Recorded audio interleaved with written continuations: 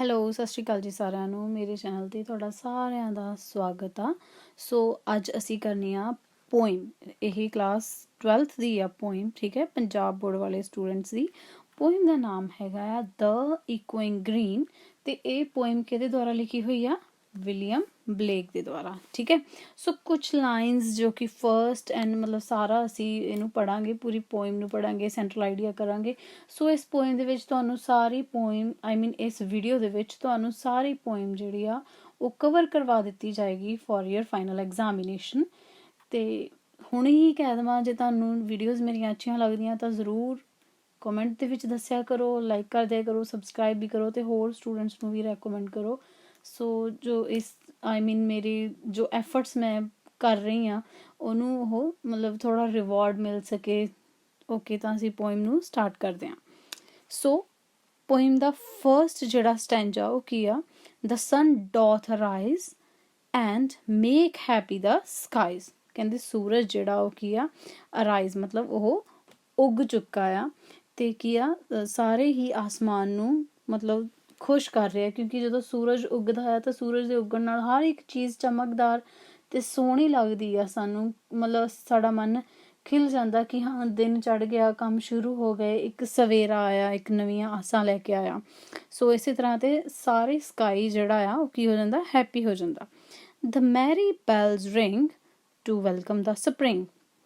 ਕਹਿੰਦੇ ਜਿਹੜੀ ਚਰਚ ਦੀਆਂ, ਗਿਰਜਾ ਘਰ ਦੀਆਂ ਬੈਲਜ਼ ਹੁੰਦੀਆਂ ਉਹ ਕੀ ਰਿੰਗ ਹੋਣ ਲੱਗ ਜਾਂਦੀਆਂ, ਤਾਂ ਜੋ ਕਿ ਸਪਰਿੰਗ ਨੂੰ ਉਹ ਕੀ ਕਰਦੀਆਂ? ਸਵਾਗਤ ਕਰਦੀਆਂ, ਉਹਨਾਂ ਦਾ ਵੈਲਕਮ ਕਰਦੀਆਂ ਆ।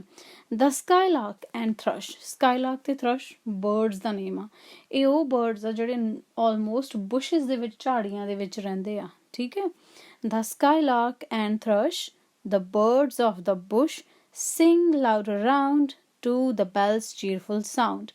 ਕਹਿੰਦੇ ਸਕਾਈਲਾਰਕ ਅਤੇ ਥਰਸ਼ ਜਿਹੜੇ ਆ ਇਹ ਪੰਛੀ ਜਿਹੜੇ ਕਿ ਝਾੜੀਆਂ 'ਚ ਰਹਿੰਦੇ ਆ, ਉਹ ਕੀ ਕਰਦੇ? ਉੱਚੀ ਉੱਚੀ ਗਾਉਣ ਲੱਗ ਜਾਂਦੇ ਆ, ਆਪਣੀ ਮਤਲਬ ਚਿਰਪਿੰਗ ਕਰਨ ਲੱਗ ਜਾਂਦੇ ਆ, ਗੀਤ ਗਾਉਣ ਲੱਗ ਜਾਂਦੇ, ਅਤੇ ਸਾਰੇ ਪਾਸੇ ਸਾਰੀਆਂ ਚੀਜ਼ਾਂ ਨੂੰ ਮਹਿਕਾ ਦਿੰਦੇ, ਹਰੇਕ ਚੀਜ਼ ਕੀ ਆ? ਖਿਲ ਉੱਠਦੀ ਆ।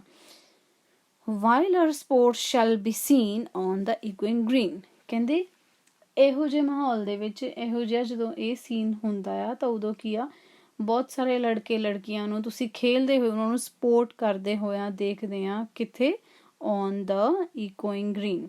ਔਨ ਦ ਇਕੁਇੰਗ ਗ੍ਰੀਨ ਮਤਲਬ ਹਰੇ ਭਰੇ, ਹਰਿਆਲੀ ਭਰੇ ਥਾਂ ਦੇ ਵਿੱਚ। ਸੈਕਿੰਡ ਪੈਰਾਗ੍ਰਾਫ ਸਾਨੂੰ ਕੀ ਕਹਿੰਦਾ ਆ? ਸੈਕਿੰਡ ਪੈਰਾਗ੍ਰਾਫ ਦੇ ਵਿੱਚ ਉਹ ਕਹਿੰਦੇ ਆ ਕਿ old John with white hair does laugh away care.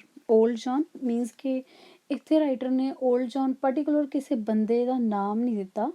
Like ਉਹਨਾਂ ਨੇ ਇੱਕ ਕਰੈਕਟਰ ਨੂੰ ਵਿਜ਼ੂਅਲਾਈਜ਼ ਕੀਤਾ ਆਪਣੇ ਮਾਇੰਡ ਦੇ ਵਿੱਚ ਕਿ ਜਿੰਨੇ ਮਤਲਬ ਓਲਡ ਵਿਅਕਤੀ ਬੈਠੇ ਹੋਏ ਉਹਨਾਂ ਦੇ ਵਿੱਚੋਂ ਕੋਈ ਵੀ ਇੱਕ ਇਨਸਾਨ ਜਿਹਦਾ ਨਾਮ ਜੌਨ ਰੱਖ ਲਓ, ਮੰਨ ਲਓ, ਅਜ਼ੰਪਟ ਕਰ ਲਓ, ਠੀਕ ਹੈ। ਇਸ ਤਰ੍ਹਾਂ ਉਹਨਾਂ ਨੇ ਜੌਨ ਕਿਹਾ ਆ, ਜਿਹਦੇ ਕੀ ਆ? ਵਾਲ ਕੀ ਆ? ਵਾਈਟ ਆ, ਗ੍ਰੇ ਹੇਅਰਡ ਆ ਉਹਦੇ, ਅਤੇ ਉਹ ਬਿਨਾਂ ਕਿਸੇ ਮਤਲਬ ਟੈਨਸ਼ਨ ਤੋਂ, ਕਿਸੇ ਵਰੀ ਤੋਂ ਬੈਠਾ ਹੋਇਆ ਅਤੇ ਬੜੀ ਹੀ ਖੁਸ਼ੀ ਅਤੇ ਆਨੰਦ ਮਾਣ ਰਿਹਾ ਅਤੇ ਹੈਪੀ ਹੋ ਰਿਹਾ ਉੱਥੇ ਬੈਠ ਕੇ। ਸਿਟਿੰਗ ਅੰਡਰ ਦਾ ਓਕ ਅਮੰਗ ਦਾ ਓਲਡ ਫੋਕ। ਕਹਿੰਦੇ ਓਲਡ ਫੋਕ ਮੀਨਸ ਬਜ਼ੁਰਗਾਂ ਦਾ ਗਰੁੱਪ, ਬਜ਼ੁਰਗ ਜਿਹੜੇ ਵਿਅਕਤੀ ਆ ਉਹਨਾਂ ਦਾ ਇੱਕ ਸਮੂਹ ਜਿਹੜਾ ਇੱਕ ਓਕ ਟਰੀ ਦੇ ਥੱਲੇ ਬੈਠੇ ਹੋਏ ਆ ਉਹ ਸਾਰੇ ਜਾਣੇ। They laugh at our play and soon they all ਸੇ। ਕਹਿੰਦੇ ਉਹ ਸਾਰੇ ਹੱਸਦੇ ਆ, ਖੁਸ਼ ਹੁੰਦੇ ਆ, ਅਤੇ ਨਾਲੇ ਕਹਿੰਦੇ ਆ ਕਿ such were the joys when we all girls and boys. ਕਹਿੰਦੇ ਕਿ ਇੱਦਾਂ ਦੀਆਂ ਹੀ ਖੁਸ਼ੀਆਂ ਅਸੀਂ ਵੀ ਮਾਣਦੇ ਸੀ ਜਦੋਂ ਕੀ ਆ ਅਸੀਂ ਲੜਕੇ ਅਤੇ ਲੜਕੀਆਂ ਸੀ। ਲੜਕੇ ਅਤੇ ਲੜਕੀਆਂ ਮੀਨਸ ਕਿ ਜਦੋਂ ਅਸੀਂ ਜਵਾਨ ਸੀ, ਜਦੋਂ ਅਸੀਂ ਯੰਗ ਸੀ ਤਾਂ ਅਸੀਂ ਇਹਨਾਂ ਦੀ ਤਰ੍ਹਾਂ ਹੀ ਖੇਡਦੇ ਹੁੰਦੇ ਸੀ ਅਤੇ ਅਸੀਂ ਇਹਨਾਂ ਦੀ ਤਰ੍ਹਾਂ ਹੀ ਇੰਜੋਏ ਕਰਦੇ ਹੁੰਦੇ ਸੀਗੇ। ਇਨ ਆਰ ਯੂਥ ਟਾਈਮ ਵਰ ਸੀਨ ਔਨ ਦਾ ਇਕੁਇੰਗ ਗ੍ਰੀਨ। ਕਿ ਮਤਲਬ ਆਹ ਜਿਹੜਾ ਇੱਕ ਏਰੀਆ ਆ, ਇਹ ਜਿਹੜਾ ਇੱਕ ਪਿੰਡ ਆ ਪਰਟੀਕੂਲਰ, ਜਿਹੜਾ ਹਰਾ ਭਰਾ ਆ, ਠੀਕ ਆ, ਇਕੁਇੰਗ ਗ੍ਰੀਨ ਨਾਮ ਦੇ ਨਾਮ ਨਾਲ ਉਹਨੂੰ ਜਾਣਦੇ ਆ। ਉਹ ਥਾਂ ਨੂੰ ਕੀ ਆ ਮਤਲਬ ਕਹਿੰਦੇ ਅਸੀਂ ਵੀ ਇੱਥੇ ਇੱਦਾਂ ਹੀ ਖੁਸ਼ੀਆਂ ਮਾਣਦੇ ਹੁੰਦੇ ਸੀ, ਇੱਦਾਂ ਹੀ ਖੇਡਦੇ ਹੁੰਦੇ ਸੀ ਬਿਨਾਂ ਕਿਸੇ ਟੈਨਸ਼ਨ ਤੋਂ। ਅਤੇ ਉਹ ਆਪਣੇ ਆਪ ਨੂੰ, ਉਹਨਾਂ ਨੂੰ ਖੇਡਦਿਆਂ ਦੇਖ ਕੇ ਆਪਣੇ ਆਪ ਦਾ ਜਿਹੜਾ ਪਾਸਟ ਆ ਉਹ ਸੋਚਦੇ ਆ ਅਤੇ ਖੁਸ਼ ਹੁੰਦੇ ਆ। ਥਰਡ ਸਟੈਂਜਾ ਹੈ till the little ones weary no more can be merry. Till the little ones weary ਕਹਿ ਲਓ ਕਿ ਟਾਇਰਡ, ਜਦੋਂ ਤੱਕ ਕਹਿੰਦੇ ਕਿ ਸਾਰੇ ਬੱਚੇ ਟਾਇਰਡ ਹੋ ਜਾਂਦੇ ਆ। ਨੋ ਮੋਰ ਕੈਨ ਬੀ ਮੈਰੀ, ਮੇਰੀ ਹੁੰਦਾ ਖੁਸ਼ ਹੋਣਾ। ਉਦੋਂ ਕੋਈ ਵੀ ਬੱਚਾ ਜਿਹੜਾ ਉਹ ਖੁਸ਼ ਨਹੀਂ ਹੁੰਦਾ, ਮੀਨਸ ਕਿ ਉਹ ਸਮਾਂ ਆ ਚੁੱਕਾ ਜਦੋਂ ਆਪਣੀ ਖੇਲ ਕੂਦ ਖਤਮ ਕਰ ਰਿਹਾ, ਕਿਉਂਕਿ ਉਹ ਥਕਾਵਟ ਕਰਕੇ ਹੁਣ ਖੇਲ ਨਹੀਂ ਪਾ ਰਹੇ, ਉਹਨਾਂ ਨੂੰ ਲੱਗਦਾ ਕਿ ਹੁਣ ਉਹ ਹੋਰ ਨਾ ਖੇਲਣ। ਦ ਸਨ ਡਜ਼ ਡੀਸੈਂਡ ਹੁੰਦਾ ਲਾਈਕ ਸਨ, ਜਿਹੜਾ ਕਿ ਸਨਸੈਟ ਹੋ ਰਿਹਾ ਆ, ਠੀਕ ਹੈ। ਦ ਸਨ ਡਜ਼ ਡੀਸੈਂਡ ਮੀਨਸ ਘਟਣਾ, ਡੀਸੈਂਡ ਹੋਣਾ। And our sports have an end, ਅਤੇ ਸਾਡੀਆਂ ਖੇਡਾਂ ਜਿਹੜੀਆਂ ਉਹ ਖਤਮ ਹੋ ਰਹੀਆਂ, ਕਿਉਂਕਿ ਸੂਰਜ ਢਲ ਰਿਹਾ ਆ, ਖੇਡ ਖਤਮ ਹੋ ਰਹੀ ਆ। Round the laps of their mothers, laps ਕੀ ਹੁੰਦਾ, ਗੋਦੀਆਂ, ਗੋਦ। Many sisters and brothers like birds in the nest are ready for rest. ਜਿਸ ਤਰ੍ਹਾਂ ਕਹਿੰਦੇ ਸੂਰਜ ਘਟਦਾ ਆ, ਉਹ ਆਪਣੀ ਸਪੋਰਟ ਖੇਡਣੀ ਬੰਦ ਕਰ ਦਿੰਦੇ ਆ, ਅਤੇ ਕਹਿੰਦੇ ਇਹ ਸਾਰੇ ਬੱਚੇ ਲੌਟ ਜਾਂਦੇ ਆਪਣੀਆਂ ਮਾਤਾਵਾਂ ਦੀ ਗੋਦੀਆਂ ਦੇ ਵਿੱਚ, ਜਿੱਦਾਂ ਕਿ ਪੰਛੀ ਜਿਹੜੇ ਆਪਣੇ ਆਪਣੇ ਆਲਣਿਆਂ ਦੇ ਵਿੱਚ, ਆਪਣੇ ਇਨ ਦੇਅਰ ਨੈਸਟ, ਆਪਣੇ ਨੈਸਟ ਦੇ ਵਿੱਚ ਉਹ ਲੌਟ ਜਾਂਦੇ ਆ ਸੌਣ ਦੇ ਲਈ, ਰੈਸਟ ਕਰਨ ਦੇ ਲਈ। ਉਸੇ ਤਰ੍ਹਾਂ ਇਹ ਬੱਚੇ ਆਪਣੇ ਘਰਾਂ ਨੂੰ, ਆਪਣੀਆਂ ਮਦਰਸ ਕੋਲ ਪਹੁੰਚ ਜਾਂਦੇ ਆ। And sport no more seen, ਕਹਿੰਦੇ ਇਸ ਤੋਂ ਬਾਅਦ ਸਪੋਰਟ ਜਿਹੜੀ ਉਹ ਨਹੀਂ ਖੇਡਦੇ ਆ, ਉਹਨਾਂ ਨੂੰ ਮਤਲਬ ਨਹੀਂ ਅਸੀਂ ਦੇਖ ਪਾ ਰਹੇ ਔਨ ਦਾ ਡਾਰਕਨਿੰਗ ਗ੍ਰੀਨ, ਕਿਉਂਕਿ ਹੁਣ ਸਮਾਂ ਕੀ ਹੋ ਚੁੱਕਾ, ਹਨੇਰਾ ਹੋ ਚੁੱਕਾ। ਖੇਲ ਦੇ ਮੈਦਾਨ ਦੇ ਵਿੱਚ ਹਨੇਰਾ ਹੋ ਚੁੱਕਾ, ਅਤੇ ਬੱਚੇ ਵੀ ਕੀ ਆ, ਆਪਣੇ ਘਰ ਨੂੰ ਵਾਪਸ ਜਾ ਰਹੇ ਆ। ਜਨਰਲ ਆਈਡੀਆ ਦੇ ਵਿੱਚ ਅਸੀਂ ਸਟਾਰਟਿੰਗ ਦੀਆਂ ਲਾਈਨਸ ਦੇ ਵਿੱਚ ਲਿਖ ਸਕਦੇ ਹਾਂ ਕਿ ਪੋਇਮ ਦਾ ਨਾਮ ਕੀ ਆ, ਪੋਇਮ ਦੇ ਪੋਇਟ ਦਾ ਕੀ ਨਾਮ ਆ, ਠੀਕ ਹੈ। ਅਤੇ ਫਿਰ ਕੁਛ ਇੱਕ ਬਰੀਫ ਜਿਹੀ ਲਾਈਨ ਲਿਖ ਕੇ ਦੇ ਸਕਦੇ ਕਿ ਜਿੱਦਾਂ ਇਹ ਪੋਇਮ ਜਿਹੜੀ ਆ, ਇਹ ਕਾਹਦੇ ਬਾਰੇ, ਇੱਕ ਹਿਊਮਨ ਲਾਈਫ ਦੀਆਂ ਡਿਫਰੈਂਟ ਸਟੇਜਿਸ ਨੂੰ ਐਕਸਪਲੇਨ ਕਰਦੀ ਆ। ਆਫਟਰ ਦੈਨ ਅਸੀਂ ਕੁਛ ਇਹੋ ਜਿਹੀਆਂ ਲਾਈਨਸ ਲਿਖ ਸਕਦੇ ਹਾਂ। ਸਪੋਜ਼ ਕਰੋ ਇਹਦੀ ਫਸਟ ਲਾਈਨ ਕੀ ਲਿਖੀ ਹੋਈ ਆ, the poem traces the progress of human life at different stages, ਕਿ ਹਿਊਮਨ ਦੀ ਲਾਈਫ ਦੀਆਂ ਅਲੱਗ-ਅਲੱਗ ਜਿਹੜੀਆਂ ਸਟੇਜਿਸ ਆ, ਉਹਨਾਂ ਬਾਰੇ ਇਹ ਪੋਇਮ ਗੱਲ ਕਰਦੀ ਆ। The green space comes to the life with the shouts of children. Shouts ਹੁੰਦਾ ਚੀਖਣਾ ਚਿਲਾਉਣਾ, ਠੀਕ ਆ। With the shouts of children and the songs of birds. ਕਹਿੰਦੇ ਗ੍ਰੀਨ ਸਪੇਸ ਜਾਣੀ ਕਿ ਹਰਿਆਲੀ ਭਰਿਆ ਜੀਵਨ ਸਾਡਾ ਉਦੋਂ ਹੁੰਦਾ ਜਦੋਂ ਅਸੀਂ ਲਾਈਕ ਬਰਡ ਦੀ ਤਰ੍ਹਾਂ ਅਸੀਂ ਗੀਤ ਗਾਉਂਦੇ ਹੋਏ ਬੱਚਿਆਂ ਨੂੰ ਦੇਖਦੇ ਹਾਂ, ਠੀਕ ਹੈ।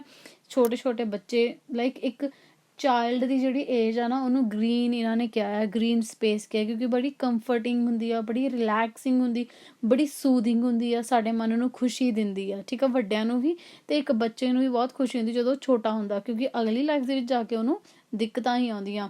ਅਗਲੀ ਲਾਈਫ ਦੇ ਵਿੱਚ ਅਸੀਂ ਮੈਚਿਓਰ ਹੋ ਜਾਂਦੇ, ਸਾਡੀ ਸਮਝ ਹੋਰ ਹੋ ਜਾਂਦੀ ਆ, ਸਾਡੇ 'ਤੇ ਬਰਡਨਸ ਆ ਜਾਂਦੇ, ਟੈਨਸ਼ਨਸ ਆ ਜਾਂਦੀਆਂ, ਇਹ ਸਾਰੀਆਂ ਗੱਲਾਂ। ਇਸ ਲਈ ਛੋਟੀ ਏਜ ਨੂੰ, ਅਰਲੀ ਏਜ ਲਾਈਫ ਨੂੰ ਉਹਨਾਂ ਨੇ ਗ੍ਰੀਨ ਲਾਈਫ ਕਿਹਾ ਆ, ਗ੍ਰੀਨ ਸਪੇਸ ਕਿਹਾ ਆ। The old people relax under an oak tree, ਕਿ ਜਿਹੜੇ ਓਲਡ ਲੋਕ ਆ ਉਹ ਕਿੱਥੇ ਰਿਲੈਕਸ ਕਰਦੇ ਆ, ਓਕ ਟਰੀ ਦੇ ਹੇਠਾਂ। They watch the children at play, ਉਹ ਬੱਚਿਆਂ ਨੂੰ ਖੇਡਦਿਆਂ ਹੋਇਆਂ ਦੇਖਦੇ ਆ। They are reminded of their joyful and carefree days of childhood and youth, ਕਹਿੰਦੇ ਉਹ ਆਪਣੇ ਜਵਾਨੀ ਦੇ ਟਾਈਮ ਨੂੰ ਰਿਮਾਈਂਡ ਕਰਦੇ ਆ, ਜਦੋਂ ਉਹ ਇਹਨਾਂ ਦੀ ਤਰ੍ਹਾਂ ਬੱਚੇ ਸੀ ਅਤੇ ਉਦੋਂ ਉਹ ਜੋਏਫੁਲ ਹੁੰਦੇ ਸੀ, ਕੇਅਰ ਫਰੀ ਹੁੰਦੇ ਸੀ, ਕੋਈ ਟੈਨਸ਼ਨ ਨਹੀਂ ਸੀ ਹੁੰਦੀ ਉਹਨਾਂ ਨੂੰ, ਆਪਣਾ ਚਾਈਲਡਹੁੱਡ ਬੜੇ ਹੀ ਮਜ਼ੇ ਨਾਲ ਸਪੈਂਡ ਕਰਦੇ ਸੀ, ਕੋਈ ਫਿਕਰ ਨਹੀਂ ਸੀ ਹੁੰਦਾ, ਖੇਡਦੇ ਸੀ, ਆਪਣਾ ਟਾਈਮ ਸਪੈਂਡ ਕਰਦੇ ਸੀ ਬਾਹਰ। They share the playful moments of the children, ਉਹ ਆਪਸ ਦੇ ਵਿੱਚ ਗੱਲਾਂ ਨੂੰ ਸ਼ੇਅਰ ਕਰਦੇ ਆ ਆਪਣੇ ਚਾਈਲਡਹੁੱਡ ਦੀਆਂ ਨੂੰ, ਠੀਕ ਹੈ, ਕਿ ਉਹਨਾਂ ਦੇ ਮੂਮੈਂਟਸ ਕਿਹੋ ਜਿਹੇ ਰਹੇ ਜਦੋਂ ਬੱਚੇ ਸੀ।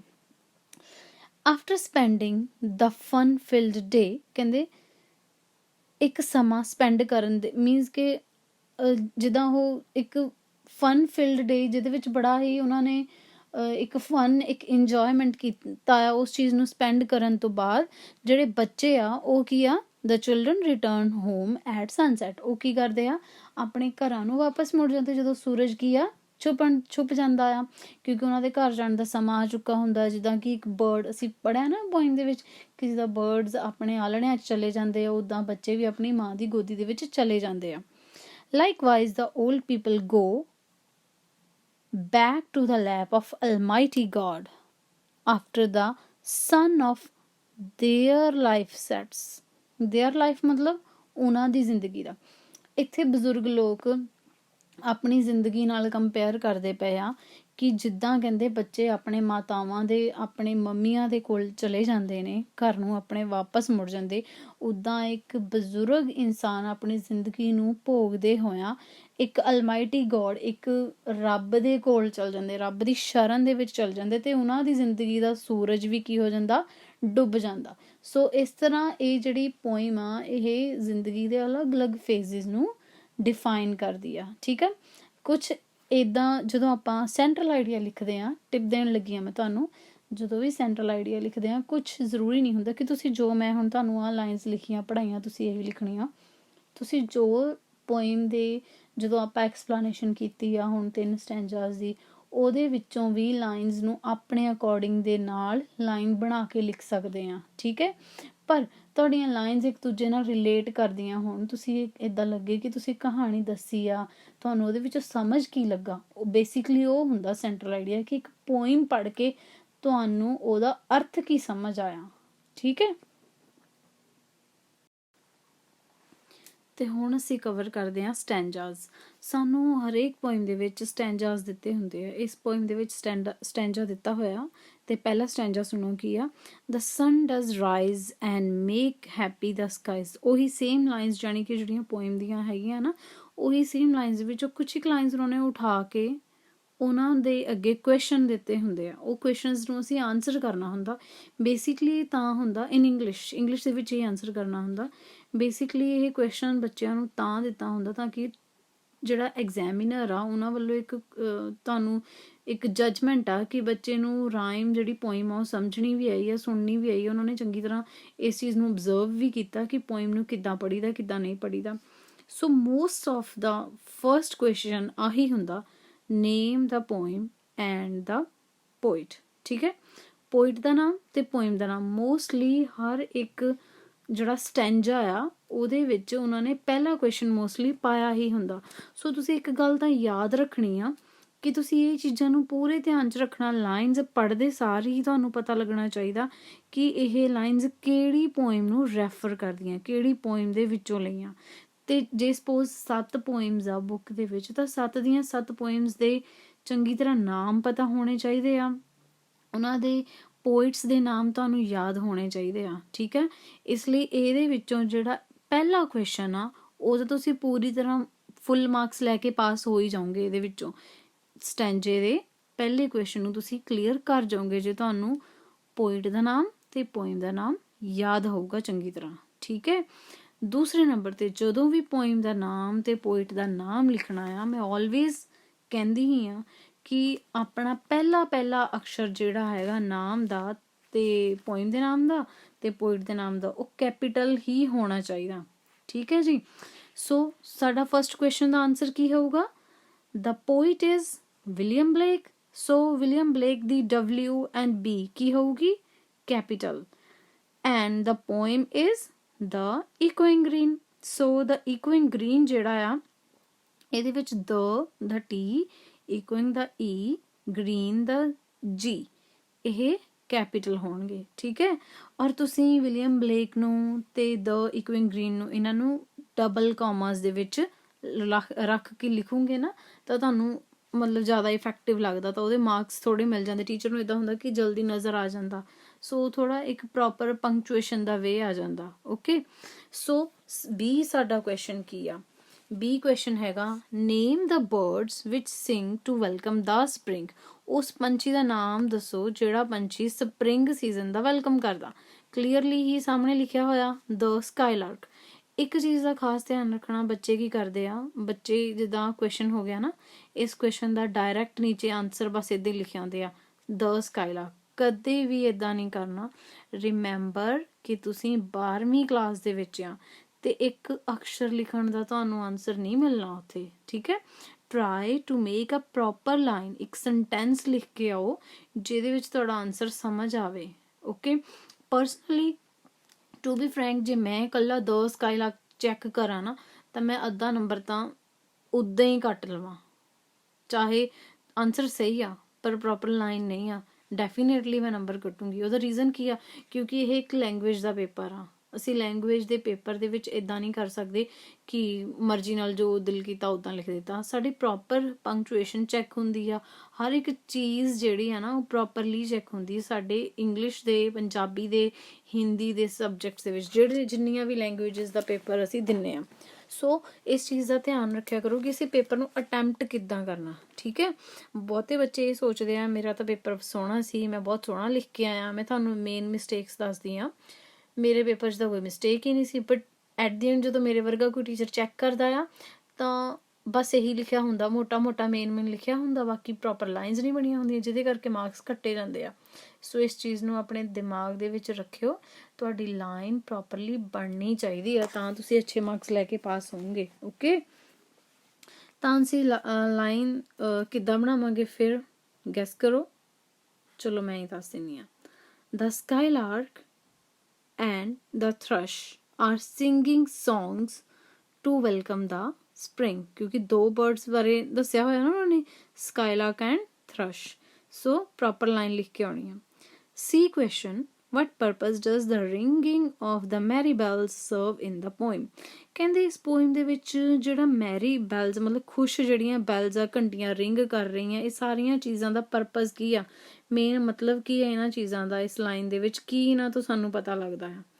ਇਹਨਾਂ ਤੋਂ ਸਾਨੂੰ ਕੀ ਪਤਾ ਲੱਗਦਾ ਆ, basically people have gathered in some nearby church where bells are ringing and welcoming the spring season। ਕਿ ਜਿਹੜੇ ਚਰਚ ਦੇ ਕੋਲ ਖੜੇ ਹੋਏ ਲੋਕ ਨੇ ਉਹ ਕੀ ਆ, ਬੈਲਸ ਨੂੰ ਮੀਨਸ ਕਿ ਰਿੰਗ ਕਰਦੇ ਨੇ ਇਸ ਗੱਲ ਕਰਕੇ ਕਿ ਜਿਹੜਾ ਸਪਰਿੰਗ ਸੀਜ਼ਨ ਆ ਉਹ ਆ ਰਿਹਾ ਆ। D question, how can you say that the mood in the poem is happy and carefree, celebrating a close bond between man and the nature? ਕਹਿੰਦੇ ਮੈਨ ਐਂਡ ਨੇਚਰ ਦੇ ਵਿੱਚ ਜਿਹੜਾ ਮਤਲਬ ਬੌਂਡ ਆ ਉਹ ਸੈਲੀਬ੍ਰੇਟ ਕਿੱਦਾਂ ਕਰਦਾ, ਕਿੱਦਾਂ ਤੁਸੀਂ ਕਹਿ ਸਕਦੇ ਆ ਕਿ ਪੋਇਮ ਦੇ ਵਿੱਚ ਮੂਡ ਜਿਹੜਾ ਉਹ ਹੈਪੀ ਆ ਅਤੇ ਕੇਅਰ ਫਰੀ ਆ। ਦੇਖੋ ਸਾਨੂੰ ਕਿਹਨਾਂ ਚੀਜ਼ਾਂ ਤੋਂ ਪਤਾ ਲੱਗਦਾ, ਇਹ ਸਾਰੀਆਂ ਚੀਜ਼ਾਂ ਬਾਰੇ ਸਾਨੂੰ ਪਤਾ ਲੱਗਦਾ ਜਦੋਂ ਕਹਿੰਦੇ ਆ ਕਿ ਸਨ ਹੈਜ਼ ਰਾਈਜ਼ਨ, ਸੂਰਜ ਜਿਹੜਾ ਉਹ ਚੜ੍ਹ ਚੁੱਕਾ ਆ, ਠੀਕ ਆ, ਅਤੇ ਸਕਾਈ ਜਿਹੜਾ ਉਹ ਬਰਾਈਟ ਹੋ ਚੁੱਕਾ ਆ, ਮੈਰੀ ਬੈਲਸ ਕਰ ਰਹੀਆਂ ਆ, ਬੋਇਜ਼ ਐਂਡ ਗਰਲਸ ਜਿਹੜੇ ਉਹ ਖੇਲ ਰਹੇ ਆ, ਬਰਡਸ ਉੱਥੇ ਮਤਲਬ ਬੋਲਦੇ ਪਏ ਆ, ਸਿੰਗਿੰਗ ਕਰ ਰਹੇ ਆ ਬਰਡਸ। ਇਹੀ ਚੀਜ਼ਾਂ ਸਾਨੂੰ ਦੱਸ ਰਹੀਆਂ ਕਿ ਖੁਸ਼ੀ ਹਾਲੀ ਭਰਿਆ ਆ, ਸਾਨੂੰ ਪੂਰੇ ਪੈਰੇ ਨੂੰ ਪੜ੍ਹ ਕੇ ਇੱਕ ਖੁਸ਼ੀ ਭਰਿਆ ਮਾਹੌਲ ਨਜ਼ਰ ਆ ਰਿਹਾ। ਸੋ ਇਹੀ ਆਨਸਰ ਆ, ਬਟ ਅਸੀਂ ਆਨਸਰ ਨੂੰ ਲਿਖਾਂਗੇ ਕਿੱਦਾਂ, ਅਸੀਂ ਥੋੜ੍ਹਾ ਕ੍ਰੀਏਟਿਵ ਵੇ ਨਾਲ, ਬੇਸ਼ੱਕ ਲਾਈਨ ਸਿੰਪਲ ਹੋਵੇ ਬਟ ਪ੍ਰੋਪਰ ਸੈਂਟੈਂਸ ਦੇ ਵਿੱਚ ਲਿਖਾਂਗੇ। ਤਾਂ ਸੁਣੋ ਕਿੱਦਾਂ ਲਿਖਣਾ, ਜੇ ਤੁਸੀਂ ਚਾਹੁੰਦੇ ਹੋ ਤਾਂ ਪੌਜ਼ ਕਰਕੇ ਜਾਂ ਸਲੋ ਕਰਕੇ ਨਾਲ ਲਿਖ ਵੀ ਸਕਦੇ ਹੋ। The mood in the poem is happy and carefree. The sun has risen and the skies are bright. Happy boys and girls are having fun and frolic. Birds are singing. There seems to be harmony between nature and man. Okay, so ਇਹ ਸੀ ਸਾਡਾ first stanza. Second stanza ਸਾਡਾ till ਤੋਂ start ਹੁੰਦਾ ਆ ਤੇ finish ਹੁੰਦਾ ਆ ਉਹ ਡਾਰਕਨਿੰਗ ਗ੍ਰੀਨ ਤੱਕ, ਠੀਕ ਹੈ।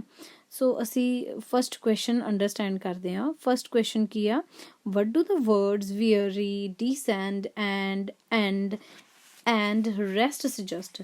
ਵੀਅਰੀ ਵਰਡ ਹੋ ਗਿਆ, ਡਿਸੈਂਡ ਹੋ ਗਿਆ, ਅਤੇ ਐਂਡ ਹੋ ਗਿਆ ਵਰਡ, ਅਤੇ ਰੈਸਟ ਹੋ ਗਿਆ। ਇਹ ਕਹਿੰਦੇ ਸਾਰੇ ਜਿਹੜੇ ਸ਼ਬਦ ਆ ਇਹ ਸਾਨੂੰ ਕੀ ਦੱਸਦੇ, ਇਹਨਾਂ ਤੋਂ ਕੀ ਮਤਲਬ ਇਹਨਾਂ ਦਾ ਹੈਗਾ। ਇਹਨਾਂ ਦਾ ਮਤਲਬ ਬੇਸਿਕਲੀ ਕੀ ਆ ਕਿ ਇਹਨਾਂ ਦਾ ਆਪਾਂ ਇਹ ਕਹਿ ਸਕਦੇ ਹਾਂ ਕਿ ਜਿਹੜੀ ਪੋਇਮ ਆ ਉਹ ਕੀ ਆ, ਮਤਲਬ ਪੋਇਮ ਦੇ ਵਿੱਚ ਇਕੋਇੰਗ ਗ੍ਰੀਨ ਜਿਹੜੀ ਇੱਕ ਪਲੇਸ ਆ, ਉੱਥੇ ਜੋ ਕੁਛ ਵੀ ਹੋ ਰਿਹਾ ਆ ਉਹ ਸਾਰਾ ਕੁਛ ਕੀ ਹੋ ਰਿਹਾ, ਖਤਮ ਹੋਣ ਜਾ ਰਿਹਾ, ਐਂਡ ਹੋਣ ਜਾ ਰਿਹਾ, ਠੀਕ ਆ। ਵੇਅਰੀ ਡਿਸੈਂਡ ਕਿਸ ਚੀਜ਼ ਦਾ ਘਟਣਾ, ਐਂਡ ਕਿਸ ਚੀਜ਼ ਦਾ ਖਤਮ ਹੋਣਾ, ਅਤੇ ਰੈਸਟ ਵੀ ਮਤਲਬ ਕਿਸ ਚੀਜ਼ ਦਾ ਰੁਕਣਾ। ਸਮਝ ਰਹੇ ਹੋ ਇਸ ਗੱਲ ਨੂੰ? ਇਹ ਚਾਰੇ ਸ਼ਬਦ ਇੱਕ ਵਰਡ ਨੂੰ ਹੀ ਰੈਫਰ ਕਰਦੇ ਆ, ਅਤੇ ਉਸ ਗੱਲ ਦਾ ਮਤਲਬ ਕੀ ਆ ਕਿ everything on the echoing green are going to end, ਕਿ ਹਰੇਕ ਚੀਜ਼ ਜਿਹੜੀ ਇਕੋਇੰਗ ਗ੍ਰੀਨ 'ਤੇ ਹੋ ਰਹੀ ਉਹ ਕੀ ਹੋ ਰਹੀ ਆ, ਖਤਮ ਹੋ ਰਹੀ ਆ। ਸੈਕਿੰਡ ਕੁਐਸਚਨ ਆ, name the things that take rest at the end of the day। ਕਹਿੰਦੇ ਉਹ ਚੀਜ਼ਾਂ ਦੇ ਨਾਮ ਦੱਸੋ ਜਿਹੜੀਆਂ ਕੀ ਆ ਐਂਡ ਹੋ ਰਹੀਆਂ ਜਾਂ ਰੈਸਟ ਕਰ ਰਹੀਆਂ ਦਿਨ ਦੇ ਅੰਤ ਦੇ ਵਿੱਚ। ਕੌਣ ਰੈਸਟ ਕਰਨ ਜਾ ਰਿਹਾ ਆ, ਬੇਸਿਕਲੀ ਬੱਚੇ ਰੈਸਟ ਕਰਨ ਜਾ ਰਹੇ ਆ, ਬਰਡਸ ਰੈਸਟ ਕਰਨ ਜਾ ਰਹੇ ਆ, ਮੈਨ ਵੂਮਨ ਰੈਸਟ ਕਰਨ ਜਾ ਰਹੇ ਆ, ਸਪੋਰਟਸ ਲਿਖਿਆ ਨਹੀਂ ਇਹਨਾਂ ਨੇ, ਬ੍ਰਦਰਸ ਐਂਡ ਸਿਸਟਰਸ, ਠੀਕ ਆ, ਇਹ ਸਾਰੇ ਕੀ ਆ, ਰੈਸਟ ਕਰਨ ਜਾ ਰਹੇ ਆ। ਸੋ ਅਸੀਂ ਆਨਸਰ ਕਿੱਦਾਂ ਲਿਖਾਂਗੇ? Children, birds, man and woman take rest at the end of the day. C question, why has the echoing green, why means kyun, why means kyun, why has the echoing green become the darkening green? ਕਹਿੰਦੇ echoing green ਸ਼ੁਰੂ ਦੇ ਵਿੱਚ ਅਸੀਂ echoing green ਕਹਿ ਰਹੇ ਹਾਂ poem 'ਚ, ਤੇ ਐਂਡ ਦੇ ਵਿੱਚ ਕਹਿੰਦੇ darkening green ਕਿੱਦਾਂ ਹੋ ਗਿਆ? ਕਿ poem ਦੇ ਵਿੱਚ ਪਹਿਲਾਂ echoing green ਆ ਕਿਉਂਕਿ ਉਹ ਹਰਿਆ ਭਰਿਆ ਆ, ਡਾਰਕਨਿੰਗ ਗ੍ਰੀਨ ਐਂਡ ਦੇ ਵਿੱਚ ਕਿਹਾ ਗਿਆ ਕਿਉਂਕਿ ਇਹ ਸਾਰੀਆਂ ਚੀਜ਼ਾਂ ਖਤਮ ਹੋ ਰਹੀਆਂ, ਜਿੱਦਾਂ ਕਿ ਸੂਰਜ ਸਨਸੈਟ ਹੁੰਦਾ ਆ, ਨਾਈਟ ਆਉਂਦੀ ਆ, ਰਾਤ ਚੜ੍ਹਦੀ ਆ, ਉਹਦੇ ਨਾਲ ਇਕੋਇੰਗ ਗ੍ਰੀਨ ਕੀ ਹੋ ਰਿਹਾ ਆ, ਡਾਰਕਨਿੰਗ ਗ੍ਰੀਨ ਦੇ ਵਿੱਚ ਚੇਂਜ ਹੋ ਰਿਹਾ। ਅਸੀਂ ਇਹਨੂੰ ਸਿੰਪਲ ਲਾਈਨਸ ਦੇ ਵਿੱਚ ਕਿੱਦਾਂ ਲਿਖਾਂਗੇ? The sun set, night falls and the echoing green becomes the darkening green. D question ਹੈਗਾ ਆ, name the figure of speech used in the lines, many sisters and brothers like birds in the nest are ready for rest। ਕਹਿੰਦੇ ਜਿਹੜੀ figure of speech ਆ ਇਸ line ਦੇ ਵਿੱਚ, ਇਸ line ਨੂੰ ਮਤਲਬ ਕਿੱਦਾਂ ਲਾਈਕ ਕਿਹਦੇ ਵਿੱਚ ਅਸੀਂ ਕੰਸਿਸਟ ਕਰਦੇ ਹਾਂ, ਕੀ ਇਹਨੂੰ ਮੰਨਦੇ ਹਾਂ ਕਿ many sisters and brothers like birds in their nest are ready for rest, ਕਿ ਬਹੁਤ ਸਾਰੇ ਇਸ ਚੀਜ਼ ਨੂੰ ਬੇਸਿਕਲੀ ਆਪਾਂ ਇੱਕ ਸਿਮਾਈਲ ਦੇ ਵਿੱਚ ਯੂਜ਼ ਕਰਦੇ ਹਾਂ, ਠੀਕ ਹੈ। ਸਿਮਿਲੀ ਮੀਨਸ ਹੁੰਦਾ ਆ ਕਿ ਲਾਈਕ ਕੰਪੈਰੀਜ਼ਨ ਕਹਿ ਸਕਦੇ ਹਾਂ, ਦੋ ਚੀਜ਼ਾਂ ਦਾ ਕੰਪੈਰੀਜ਼ਨ ਹੋਣਾ, ਦੋ ਅਲੱਗ-ਅਲੱਗ ਚੀਜ਼ਾਂ ਦਾ ਕੰਪੈਰੀਜ਼ਨ ਹੋਣਾ। ਤੇ ਇੱਥੇ ਦੋ ਅਲੱਗ-ਅਲੱਗ ਚੀਜ਼ਾਂ ਕਿਹੜੀਆਂ ਆ? ਇੱਥੇ ਇੱਕ ਤਾਂ ਬ੍ਰਦਰ ਸਿਸਟਰਸ ਆ, ਦੂਸਰੀ ਅਲੱਗ ਚੀਜ਼ ਕਿਹੜੀ ਆ? ਬਰਡਸ। ਇਹਨਾਂ ਦਾ ਕੀ ਹੋ ਰਿਹਾ? ਕੰਪੈਰੀਜ਼ਨ ਹੋ ਰਿਹਾ ਕਿ ਜਿੱਦਾਂ ਕਹਿੰਦੇ ਭੈਣ ਭਰਾ ਉੱਦਾਂ ਹੀ ਪੰਛੀ, ਜਿੱਦਾਂ ਭੈਣ ਭਰਾ ਆਪਣੇ ਘਰਾਂ ਨੂੰ ਜਾਂਦੇ ਆ ਉੱਦਾਂ ਹੀ ਪੰਛੀ ਆਪਣੇ ਘਰਾਂ ਨੂੰ ਸੌਣ ਦੇ ਲਈ ਜਾਂਦੇ ਆ, ਆਪਣੇ ਆਲਣਿਆਂ 'ਚ ਜਾਂਦੇ। ਸੋ ਇਹ ਸਿਮਿਲੀ ਇੱਥੇ ਇਸ ਕਰਕੇ ਯੂਜ਼ ਹੋਇਆ। ਸਿਮਿਲੀ ਬੇਸਿਕਲੀ ਆਹ ਵਰਡ ਆ SIMILE, ਸਿਮਿਲੀ। ਸਿਮਿਲੀ ਇੱਥੇ ਇਸ ਲਈ ਯੂਜ਼ ਹੋ ਰਿਹਾ ਬਿਕੋਜ਼ ਇਹ ਕੰਪੇਅਰ ਕੀਤਾ ਹੋਇਆ, ਠੀਕ ਹੈ। ਤੇ ਅਸੀਂ ਜਦੋਂ ਇਹਦਾ ਆਨਸਰ ਲਿਖਣਾ, ਅਸੀਂ ਨੋਰਮਲੀ ਇੱਦਾਂ ਹੀ ਲਿਖਣਾ, ਲਾਈਕ ਬਰਡਸ, ਠੀਕ ਹੈ, ਕਿਉਂਕਿ ਬਰਡਸ ਇਹ ਤੋਂ ਮੋਰੇ ਅਸੀਂ ਲਿਖ ਸਕਦੇ ਹਾਂ ਮੈਨੀ sisters and brothers like birds, ਫਿਰ ਹਾਈਫਨ ਡਾਲ ਕੇ ਸਿਮਿਲੀ। ਇਹਦਾ ਮਤਲਬ ਅਸੀਂ ਦੱਸ ਰਹੇ ਹਾਂ ਕਿ ਇਹ ਲਾਈਨਸ ਜਿਹੜੀਆਂ ਇਹ ਕਿਹੜੀ ਸਪੀਚ ਨੂੰ ਰੈਫਰ ਕਰ ਰਹੀਆਂ, ਇਹ ਸਿਮਿਲੀ ਸਪੀਚ ਨੂੰ ਰੈਫਰ ਕਰ ਰਹੀਆਂ। ਜਿੱਦਾਂ ਜਿੱਦਾਂ ਤੁਸੀਂ ਅਗਲੀਆਂ ਕਲਾਸਿਸ ਦੇ ਵਿੱਚ ਹੋਣਾ, ਜਿੱਦਾਂ ਜਿੱਦਾਂ ਤੁਸੀਂ MA ਮਾਸਟਰਸ ਕਰਨੀ ਇੰਗਲਿਸ਼ ਦੀ, ਉਦੋਂ ਤੋਂ ਤੁਹਾਨੂੰ ਪਤਾ ਲੱਗਣਾ ਕਿ ਇਹ ਸਾਰੀਆਂ ਚੀਜ਼ਾਂ ਹੈ ਕੀ ਆ, ਠੀਕ ਹੈ। ਗ੍ਰਾਮਰ ਦੀ ਇੱਕ ਚੀਜ਼ ਹੁੰਦੀ ਆ, ਜਿੱਦਾਂ ਕਿ ਅਸੀਂ ਪੋਇਮਸ ਲਿਖਦੇ ਹਾਂ, ਪੋਇਮ ਨੂੰ ਪੜ੍ਹਨ ਦਾ, ਪੋਇਮ ਨੂੰ ਲਿਖਣ ਦਾ ਵੀ ਇੱਕ ਵੇ ਹੁੰਦਾ ਆ, ਠੀਕ ਹੈ। ਹੁਣ ਤੁਹਾਨੂੰ ਇੱਕ ਹੋਰ ਐਗਜ਼ਾਮਪਲ ਇਸ ਚੀਜ਼ ਦੀ ਮਿਲ ਜਾਏਗੀ। ਉਹ ਐਗਜ਼ਾਮਪਲ ਹੈਗੀ ਆ ਈ ਕੁਐਸਚਨ। ਈ ਕੁਐਸਚਨ ਕੀ ਆ? Give the rhyme scheme. ਹੁਣ ਇੱਥੇ ਰਾਈਮ ਸਕੀਮ ਪੁੱਛਦੇ ਪਿਆ। Give the rhyme scheme in the first 4 lines of the passage. ਪਹਿਲੀਆਂ 4 ਲਾਈਨਾਂ ਦੇ ਵਿੱਚ ਦੱਸੋ, ਕਹਿੰਦੇ ਕਿ ਰਾਈਮ ਸਕੀਮ ਹੈ ਕੀ ਆ। ਬੇਸਿਕਲੀ ਅਸੀਂ ਆਨਸਰ ਲਿਖਣਾ AA, BB। AABB ਮੀਨਸ ਕਿ AABB ਇਸ ਕਰਕੇ ਕਿਉਂਕਿ ਇੱਥੇ ਜਿਹੜੀ ਰਾਈਮ ਸਕੀਮ ਆ ਉਹ AABB ਯੂਜ਼ ਕੀਤੀ ਆ। ਉਹ ਕਿੱਦਾਂ? ਉਹ ਇਸ ਤਰ੍ਹਾਂ, ਕਈ ਅਲੱਗ-ਅਲੱਗ ਤਰ੍ਹਾਂ ਦੀਆਂ ਰਾਈਮਿੰਗ ਸਕੀਮਸ ਹੁੰਦੀਆਂ, ਜਿੱਦਾਂ AB, ਠੀਕ ਹੈ, ਹੋਰ ਵੀ ਬਹੁਤ ਹੁੰਦੀਆਂ। ਇਹਨਾਂ ਦੇ ਵਿੱਚ ਕੀ ਹੁੰਦਾ ਆ ਕਿ ਇੱਕ ਲਾਈਕ ਰਾਈਮਿੰਗ ਕੀ ਹੁੰਦਾ, ਜਿੱਦਾਂ ਵੇਅਰੀ, ਮੇਰੀ ਆਪਸ 'ਚ ਰਾਈਮ ਕਰ ਰਹੀਆਂ ਨਾ, ਰੈਸਟ, ਨੈਸਟ, ਇਹ ਆਪਸ ਦੇ ਵਿੱਚ ਕੀ ਕਰ ਰਹੀਆਂ? ਰਾਈਮ ਕਰ ਰਹੀਆਂ। ਜਦੋਂ ਅਸੀਂ ਬੋਲਦੇ ਹਾਂ ਇਹ ਬੋਲਣ ਦੇ ਵਿੱਚ ਸਿਮਿਲਰ ਲੱਗਦੇ ਪਏ ਆ। ਸੋ ਇਹ ਰਾਈਮਿੰਗ ਵਰਡਸ ਆ ਜਿਹੜੇ ਕਿ ਇੱਕ ਦੂਜੇ ਨਾਲ ਰਾਈਮ ਕ੍ਰੀਏਟ ਕਰ ਰਹੇ। ਸੋ ਰੂਲ ਦੇ ਅਕੋਰਡਿੰਗ ਇਹ AABB ਰਾਈਮ ਸਕੀਮ ਕ੍ਰੀਏਟ ਹੋ ਰਿਹਾ ਇਸ ਪੋਇਮ ਦੇ ਵਿੱਚ। ਸੋ ਸਾਡਾ ਆਨਸਰ ਵੀ ਇਹੀ ਆਊਗਾ ਕਿ AABB। ਆਨਸਰ ਨਾ ਲਿਖਿਓ, ਓਕੇ। AABB ਆਨਸਰ ਆਉਣਾ ਤੇ ਵਿੱਚ ਆਉਣਾ ਇੱਕ ਕੌਮਾ, ਓਕੇ। Thank you. ਜੇ ਤੁਹਾਨੂੰ ਵੀਡੀਓ ਚੰਗੀ ਲੱਗੀ ਆ ਲਾਈਕ ਕਰ ਦਿਓ, ਸ਼ੇਅਰ ਕਰ ਦਿਓ, ਸਬਸਕ੍ਰਾਈਬ ਕਰ ਦਿਓ। ਅਤੇ ਜੇ ਰੀਅਲੀ ਅੱਛੀ ਲੱਗਦੀਆਂ ਵੀਡੀਓਜ਼ ਪਲੀਜ਼ ਮੈਨੂੰ ਕਮੈਂਟ ਸੈਕਸ਼ਨ ਦੇ ਵਿੱਚ ਦੱਸਿਆ ਕਰੋ ਕਿ ਹੋਰ ਵੀਡੀਓ ਬਣਾਓ, ਕਿਸ ਟੌਪਿਕ 'ਤੇ ਤੁਸੀਂ ਵੀਡੀਓ ਚਾਹੁੰਦੇ ਆਪਣੇ ਸਬਜੈਕਟ ਦੇ ਵਿੱਚੋਂ ਮੈਨੂੰ ਜ਼ਰੂਰ ਦੱਸਿਆ ਕਰੋ। ਸੋ ਇਹ ਚੀਜ਼ਾਂ ਮੈਨੂੰ ਮੋਟੀਵੇਟ ਕਰਦੀਆਂ ਕਿ ਮੈਂ ਤੁਹਾਡੇ ਲਈ ਕੰਮ ਕਰਾਂ, ਜ਼ਿਆਦਾ ਕੰਮ ਕਰਾਂ, ਹਾਰਡ ਵਰਕ ਕਰਾਂ। Okay, thank you so much.